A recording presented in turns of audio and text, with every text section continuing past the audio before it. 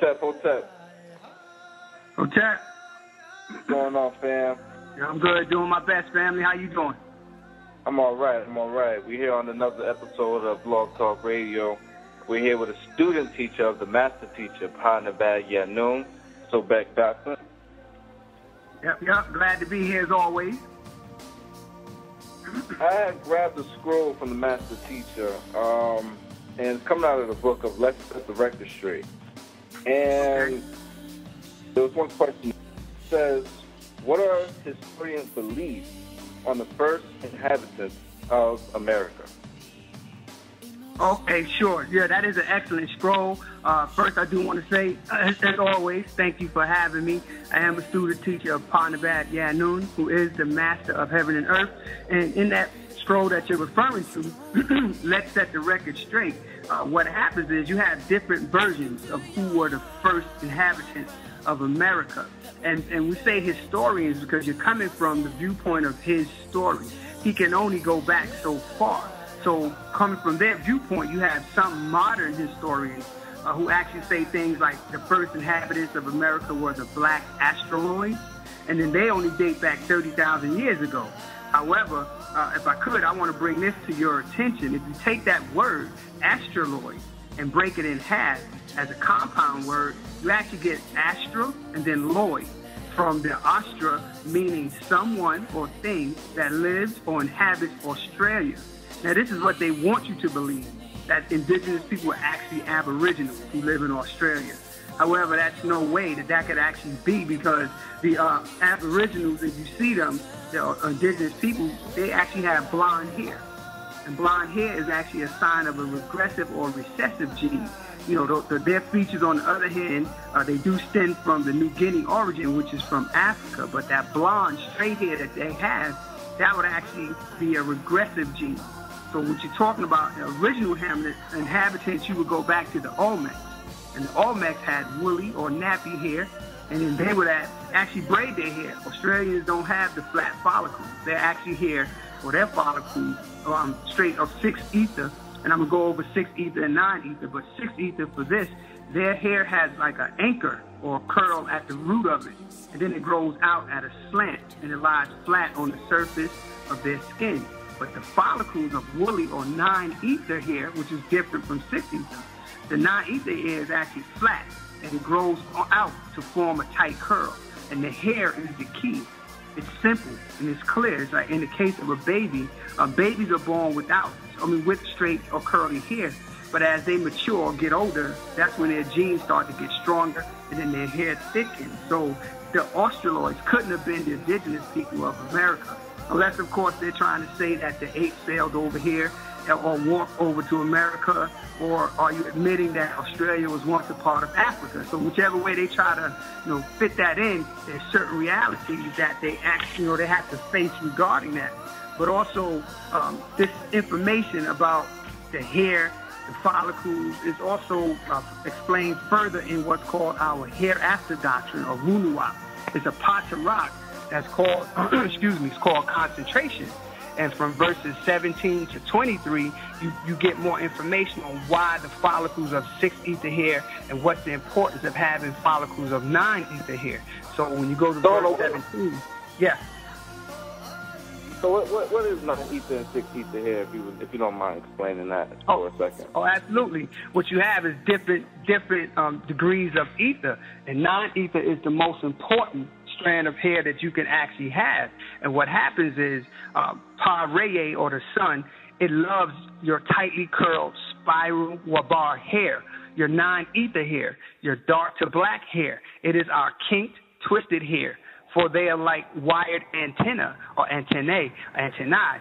Basically, your tatu ak, or 9 ether, natural waba, which is nuwapic for hair, it serves as an aerial, ethereally, to send out and receive radio signals. So beings who don't have 9 ether hair will not be able to send out or receive those signals from our Natharu. Some beings can only go up to 6 ether. When you start vibrating on a tone higher than that, they can't hear you. Those beings that I'm referring to that cannot hear you would be those beings, those ghost colorless deities that they have us giving our spiritual energy to. They can't hear us when we actually speak in our natural tones because it's at a vibrational rate higher than they can actually ascend to. So when you were dealing with 9 ether and 6 ether, there's a distinct difference of the beings who radiate or vibrate on those particular degrees. So also, in that Patarak concentration, you would make note as the oldest Salal or race on this Kawak, Nuwapic planet, you are the only race with actual hair. Now, just like it teaches us out of Let's Set the Record Straight, Patarak also teaches us when a newborn Raja, babe or baby, comes into this Tapal, T-A-P-A-L, Tapal, which is Nuwapic for world, their genes are at their weakest point. They're just getting here from the spiritual realm. So when they get to this physical existence, they're at their weakest point. But they have thin, straight, or wavy fur or fur like all other animals on this Kawak planet. Trust and believe these humans who think that they're above the animal race are only deceiving themselves. We are all animals. We're either mammalian, reptilian, or a combination of both. But as they grow, their genes become stronger, and that Farah, which is weakest point, actually changes into Wabar, which is Nuwapic for hair. So yes, as Paa Nabab teaches us, he says, so yes, my Najin Karadu, which is star children, the Re'e, sun, loves your nappy natural hair. But your genes, meaning our genes, 9 ether beings, our genes have actually been invaded by outsiders and still being invaded with each genetic kiss or exchange of bodily meye, which is Nuwapic for fluids. So there's a difference in degrees of who has what ether, what deity corresponds to the ether or the vibrational rate of that. So you have 9, which is us, then you have 6, which is actually adverse to 9. Even when you look at the numbers, a 6 is nothing but a 9, but it's in the opposite direction, which means we're in opposite directions on the field of natural nature. We are not the same. Are you saying that the Olmecs are these people or descendants of these people? All right, that's a good question, and of course that's the question that people would say, well, if the Olmecs are first, are these people descendants of them? And actually, in the book, Let's Set the Record Straight, on page 31, it actually addresses that question as well. And Paa Nabab Yaanuwn, he teaches us, he says, no, these Pygmies are not Olmecs because the Olmecs do not fit in the size brackets of the Pygmies. So what that means is, as we were explaining about the history of the first inhabitants to America, the master teacher, he goes on to say that other historians believe that the diminutive blacks migrated here from Africa as Homo sapiens. So the word diminutive, of course, means extremely small in size. So the list of groups of people that were small in size would be such as Pygmies, Negritos. They're also referred to as Bushmen, Sea people, or little black men. So that's where the question is, are you saying are the Olmecs or the descendants people of them? And that's where he teaches us, no, they are not, because they're not the same, they don't fit the same size brackets of the Pygmies.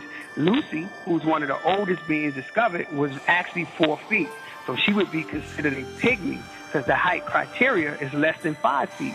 And a dwarf, the height criteria is less than 4 feet 2 inches. So whatever they're saying is the Olmecs were actually taller. So being that they were taller, they didn't fit that size criteria, they would also not be considered the small people who came here. There was an extraterrestrial intervention of very tall beings who, according to your Bible, for those who follow the Bible, they came down and they mixed in 2 different occasions with these Pygmies or indigenous people. And this can be found in Genesis 6:1 and Genesis 6:4. So these are other people who were considered giants in the earth in those days. You had a mixture and a breeding process. That's what these gods are talking about. It says, and the sons of God went in unto the daughters of man. So if there was only one God, there was no reason to say sons of God. God has sons. These are also gods as well. At least they would be, because they're more advanced than the people whom which they came down and bred with, that created other beings of them in their image and after their likeness. Okay, so are the historical beliefs on where Olmecs come from? Yeah, I mean, there are. And again, we have to understand that a lot of this, when you say are there historical beliefs, yes, because there are historians or those of their race who wrote the stories and how they see things happening. So according to one historian in particular, Ivan van Sertima, and others, of course, they say the Olmecs were a mixture of 3 people. 1, Mongoloids, 2, Negroids, 3, Caucasoids. It's not totally incorrect. It's just in the wrong order. Because, of course, we know the black germ or seed would come before the brown, the yellow, or the red seed. That's just common sense in so terms as dominant colors. Not until they're bred with other colors do they become lesser or less potent in gases, elements, complexion, things of that nature. So the Negroid, or the Olmecs, as the Aztecs called them, because of their homeland, which was Nuba, would come first because the dominant progressive gene, as I was just stating, that black seed would come before the 2 regressive races of the list. That would be the red and the yellow seed. So they would put it in the order, as they always do, to make themselves be either the forefront or the foremost authority on these facts. So it's not. It's the Aztecs called the Olmecs rubber people because they manufactured rubber from Nuba, which is a country, as we all know, that's in South Africa. So rubber is found in Africa, where the Olmecs migrated from as Nubans, and Central and South America, which is where they migrated to and became the Olmecs, or dwellers of the rubber land. Okay. So from a historical point, basically, the Pygmies cannot come from Olmecs. Right. Only due to the size of the Olmecs. So now there were different seeds, because the Nubans originally came here like millions of years ago, before the continental drift, and they set up colonies. So they were dark-skinned, woolly-haired people, big lips, wide noses, etc. They were known in Egyptian science as the Nasi, or the Nasu.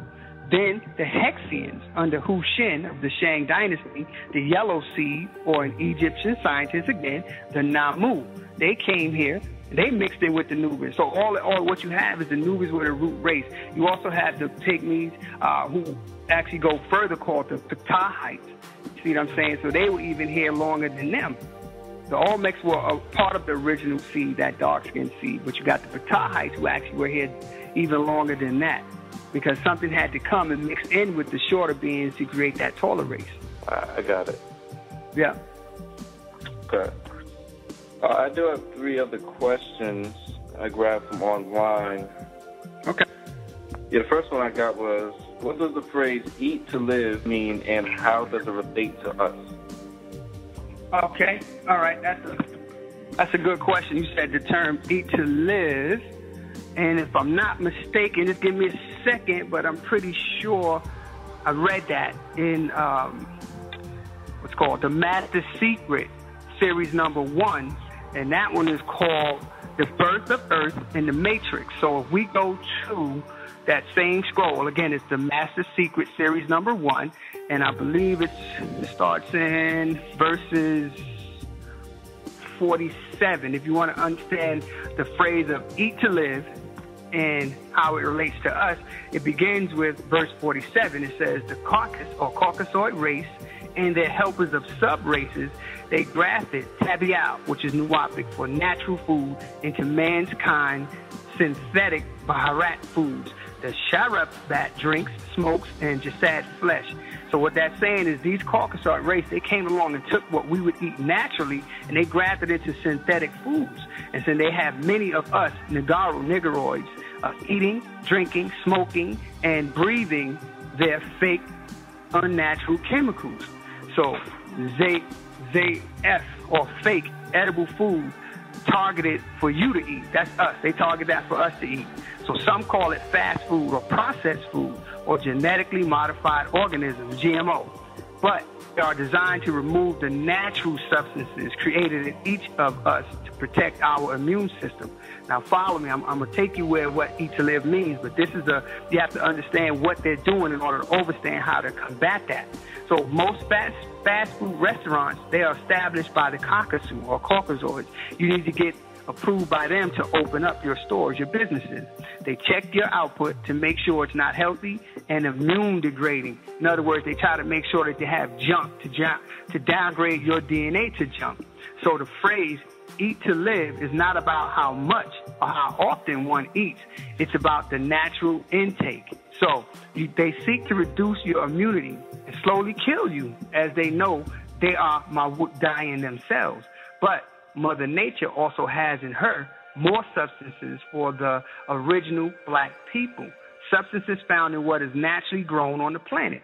Substances for your immune system. So just as a newborn, again, we're going back to that, a newborn baby turns to its mother's breast, for nature has actually created in the mother a substance called colostrum in her milk that contains these immunities. And know this also, Nuwapians, an accepted partner can bring to your strong immune system their weaknesses to weaken or even break down your own immune system. So a Fafreye Kayu, or Africans, we have the strongest immune system on this planet. Africans can travel to any part of the planet, drink any water, and not fear sickness or death. We survive many diseases that kill other races. Point in fact, this whole Ebola thing, you have to keep your eye on that. Just because we can survive these many diseases, they actually have to graft again, which is what they do, something unnatural, this aggressive bacteria to try to kill off the Nagaru. If it kills us, then they know it's going to kill anybody else. Yet, now that the Nagaru, us, the Negroids, who have lived outside of Africa with these other Salalu, Nuwapic races, will become sick and die if we drink the water from Africa. Well, why is that? That's because the Caucasus or the Caucasoids have you living in their own image, eating what they eat, drinking what they drink, and now our immune systems have been compromised to a weaker state, and it must be renewed with the proper elements and substances you were gifted with at your creation. So to answer that question, to eat to live, it's definitely not about how much you eat. It's about what you intake naturally, what is natural to your own nature. That's how it relates to us. We must grow our own, eat stuff that's naturally inclined to our body's makeup. When we do that, that is the true meaning of eat to live. What's the first reality? Okay, we have time for two more questions. I have another one. All right, let's what does the circle orb? ORB is orb, yeah. Okay. Yeah, ORB, yeah. Okay, so you're asking what does the circle or the orb symbolize, correct? Oh, okay, all right. That answer is also addressed in the Master Secret, because that book, series number 1, is dealing with the birth of Earth, but is also dealing with the matrix or the body's makeup. So when you're asking what does the circle or the orb symbolize, you can actually go through verse 88, and then it goes into that. It says, the orb or the ball is the perfect and favorite form of the Nawak Supreme Source, or Kale Makwanat, which means omniverse, put all expanding. So the ball outline, the profile or the silhouette, is a perfect shanan, which is Nawapic for circle. It's in the form of Pakarat, the ball. It is perfect. So as you gaze up to see Paa-Reye, which is the sun, Paa, the moon, you look up at those, and the motion of the solar system, the universe is all circular motion, the mobility of roundness as the child in the womb.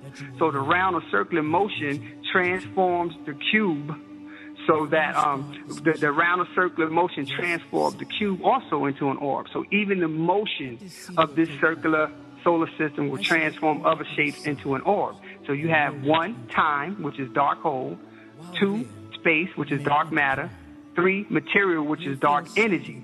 So that births this one universe and its elements, all controlled by nature, 0 or 9, 9 to 1, or just 0, 1. Or the 9 ether symbol, which is the spiral or a circle. If you can picture a 9 in your mind, it's a line, then it spirals and conforms into a circle. So 9 is the circle. That's the perfect form for ontologists of Wunuwap. Versus, in other words, there's a difference. You got Wu, Nup, or Nupu, which is the good force, or 9 ether, that's positive. Then you have Zunub or Zupu, which is an evil force, or 6 ether. It's negative and it's trapped. It can't get outside of 6 ether. So the circle or the orb is the favorite form of Parnatharu and orb scientists. There are 24 elders who keep up with the cycles that oversee this planet, of which Paa Nabab Yaanuwn is the 19th elder. We also maintain absolute nature is global. It's perfectly round, because from any point wheresoever and eternal existence called infinite nature, it is the center of the roundness, or the black dot, because endlessness in the omniverse is the same distance in all directions. From who? From you. You are that black dot. You are that single point. So remember, the center point, which is you, of a perfect ball, orb, or circle, or cycle, is equidistant from all contours of the ball surface. So now when you understand what the orb or the circle means, it actually says now you know your purpose and the reason for birth, to perfect your being and the world around you. Okay, can you explain what is meant by life and living? Life and living. Okay, all right. Yeah, that is also taught by Paa Nabab Yaanuwn in one of our Paa, which is part of our hereafter doctrine of Wunuwap. There's a Paa called the prism, and from verses 110 through 121, Paa Nabab teaches us. He says, next Nuwapu or Nuwapians, overstand this about life and living. When food substances seep through the lacteals of the small intestines and they reach the blood system, this is what happens. The acid in the blood, it ignites and it burns the substances. So the heat and energy produced from the burning, it generates pressure or blood pressure, and the blood distributes that pressure through the various glands and nerve centers throughout the body. So then the person is actually able to move at the various parts of the physical being, and the heart is able to keep the blood flowing. By this burning action, it forces pressure. The pressure then sends the blood through the various glands and the nerve centers. So by distributing that energy and nourishing particles throughout the living being to maintain strength and keep the flesh replete or active. So the burning is the imitative to all life activities of the humanoid body. For the burning is living, it is life. Therefore, when the burning stops permanently, that is life. That is the end of physical life. Then that person's body becomes cold and stiff. What is Paa Nabab teaching us when he says that body becomes cold and stiff, that there's a burning and when it stops? Well, if you open your mouth, anyone that's listening right now, yourself as well, if you open your mouth and you blow your breath on the back of your hand, you will feel that inner heat. That heat is coming from that burning. So in order to determine whether life can continue after physical death of the body, it first had to be known by you what physical life is. So you have the living, which is the constant burning of that energy that's created by the acids in you that burns any substance that comes inside. That's living. And this living of this constant burning constitutes life. When that burning stops, there is no more physical life. Of course, there's more of a build on, what happens after physical life. But in order to understand what physical life is, you have to understand how that burning actually happens. And you just do that self-test. You just blow on the back of your hand. Why is it hot if there's no burning inside? Why do you have what's called a temperature? How can you overheat? When you become imbalanced, you can actually overheat to the point of spontaneous combustion. How is that explained scientifically if there is no inner burning? Your solar plexus is a part of that. That's your inner sun. Without that light, it's like a pilot light on the oven or stove. If that goes out, you can't cook. So if your inner light goes out, there's no more to you on the physical aspect. Oh, that's deep. It's real. It's real. I'm telling you, Paa Nabab Yaanuwn, he is teaching us just how to know ourselves. It's more important. You have to know your body. You have to know how that works. Then you can address the spiritual side. Then you can address your soul side. Then you can address the etheric you. Then you can address the mental you, because it all goes in reverse. We've actually slowed down in vibrations, and levels and degrees just to manifest here physically. We are the most grossest part of our existence right now. And unfortunately, most of us put more emphasis on this physical side and don't ever address the spiritual side, which will be here long after the physical light, heat, fire goes out. But our master teacher is teaching us there's more to you than just that. You know what I'm saying? You're not really a physical person that's having some type of spiritual experience. You are a spiritual being that's having a physical experience. Okay. If you may, can you, for the listening audience, could you just give them a resource where they can actually buy the scroll the scroll you work from, the Nuwabic scroll, actual facts, which one you prefer for the listeners to have. Right. Okay, well, me again, which went back to the circle and the orb. You see, each person is their own center. So, for an example, if 5 of us were sitting in a room and a questioner said to each of us, how far is the door from you? We would each have a different answer, but we'd all be right. So I couldn't say to the next person who may be listening, hey, get this scroll, this is good for you. What I can say is, if you get any of the Patriarchs, any of the older scrolls, what I would suggest is either visit one of the All Eyes on Egypt bookstores in whatever city you may be in. You can find out, is there a bookstore there? Or you can go to Breaking the Spell 999. That's a website that we have, and you can see which books are available that way. The best way for any individual to decide which one they want to begin with would be just to look at them. And whichever one reaches out to your soul or that inner being, and you go, I'm attracted to that, be it by the title, be it by the cover, just by the recognition of that inner being inside to what that book will teach you, you can grab any one. I mean, you can't be wrong. Some of them are numbered, but that's not the number that they go in. It's just the number that Paa Nabab Yaanuwn has introduced us to these facts. For women, just an example, for any of our sisters who are our goddess creators, I would say pick up Goddess Creator or the Sacred Feminine. And that itself is 9, feminine, so you can get that one. You can also get Planet Earth as Woman. For those of us who are a little more inclined to the chants, things like that, I would also suggest Our Tones, Wavelengths, A. There's different books that will cater to what part of your being is the most thirsty or hungry at this time. But anyone, they're all excellent reads. They're all very informative. But more than that, they will touch you. They will touch your whole being in a way that you will know if you're on the same tune and frequency as Paa Nabab Yaanuwn. You will hear him through these books, through these scrolls. You'll know that you're on Patarak, the way. So anyone, family, whoever's listening, any one of those, just grab one. If you have questions, you can reach out to other Nuwabians. You can go to certain sites. You can email questions, and that will be addressed. You can, go on Facebook. There's Nuwabians on Facebook. There's always ways where you say, hey, I have a question. You can also tune into us, every broadcast that we have, and perhaps I may help you. And that's my job, to read, teach. That's all Paa Nabab is asking us to do, and to become one. Love is an action word. If we do that, there won't be any division. There won't be any who's who. We'll know who's who on the planet Earth. Definitely, listeners, I definitely heard them. If you have any questions, you can contact us either at breakingthespell999.com. You can email either me or Sobek personally and ask these questions, or like he said, simply tune into these broadcasts and all the information will be updated to you. So, Beck, thank you for coming on again. Really appreciate your time. No, I was going to say thank you. It's my pleasure. I mean, as a student and a master teacher, these questions, they help keep me on point, but more so we're getting out Wunuwap to the whole planet. So no one can say they have not heard of it. Again, I stand by everything that he stands for. He is the master teacher. He is innocent, so as far as just getting the knowledge, if you want to know knowledge of self, the very self, the true self, all components of the self, Wunuwap is the way to go.